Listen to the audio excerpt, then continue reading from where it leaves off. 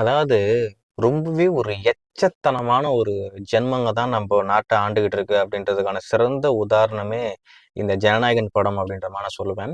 படம்னா அந்த அளவுக்கு பெருசாடா, படம் தான் வாழ்க்கையா அப்படின்ற மாதிரி கேட்பீங்க. அப்படிலாம் கிடையாது. நான் என்ன சொல்ல வரேன்னா, ஒரு தனிப்பட்ட மனிதனை தாக்குறதுக்காக அவருடைய படம் ஒரு தயாரிப்பாளர் 500 கோடி ரூபாய் செலவு பண்ணி ஒரு படம் எடுத்திருக்காப்ல.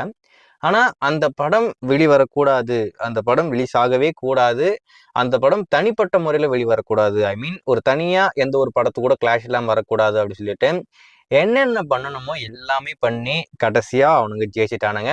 இதனால அவனுங்க ஜெயிச்சிட்டானுங்கன்னு சொல்லிட்டு ஒரு நாள் சந்தோஷமா இருக்கலாம்.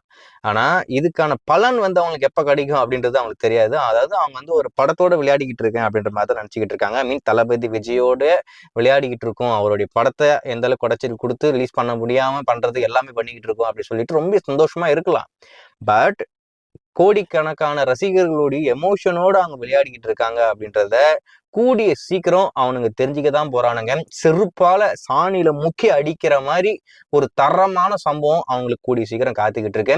எவனா வேணா இருந்துட்டு போட்டோம், எவனா சுடலையா இருக்கட்டும், அவன் பிள்ளையா இருக்கட்டும், அவனுடைய பிள்ளையா இருக்கட்டும், எவனா வேணா இருக்கட்டும், சிவகார்த்திகேயனோ இல்ல எந்த தாய் வழியா வேணா இருந்துட்டு போங்க. ஆனா கூடிய சீக்கிரம் இன்னும் அடி வாங்க போறீங்கன்னு மட்டும் பாருங்க. அதுல மட்டும் எந்த ஒரு மாற்று கருத்தும் கிடையாது. இப்போ என்ன நடந்துச்சு அப்படின்னு பாத்தீங்கன்னா, இன்னைக்கு கேஸ் ஏரிங் வந்துச்சு இல்லைங்களா? தனிப்பட்ட ஒரு 5 பேர் குழு வச்சு மீண்டும் அந்த படத்தை பார்க்க சொல்லியிருக்காங்க.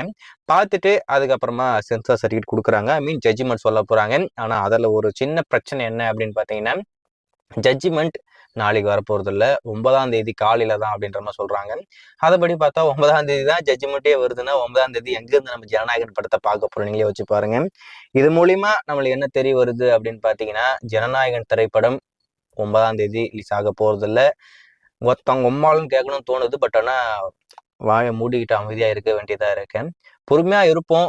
டெஃபினட்டா நம்ம தாறுமாறான ஒரு விஷயத்த பண்ணதான் போறோம். அதுல மட்டும் எந்த ஒரு மாற்றமே இல்லை. வருத்தமாவும் இருக்கு, இன்னொரு சமயம் இன்னொரு பக்கம் கோபமாவும் இருக்கு. எப்பட்றா அப்படின்ற மாதிரி இருக்கு. ஸோ ஏதோ ஒண்ணு, இந்த தகவல் உங்களுக்கு எப்படி இருக்கும்னு தெரியல. ஜனவரி 9 நம்ம படம் வர்றது டவுட்டு தான். வெயிட் பண்ணி பார்ப்போம்.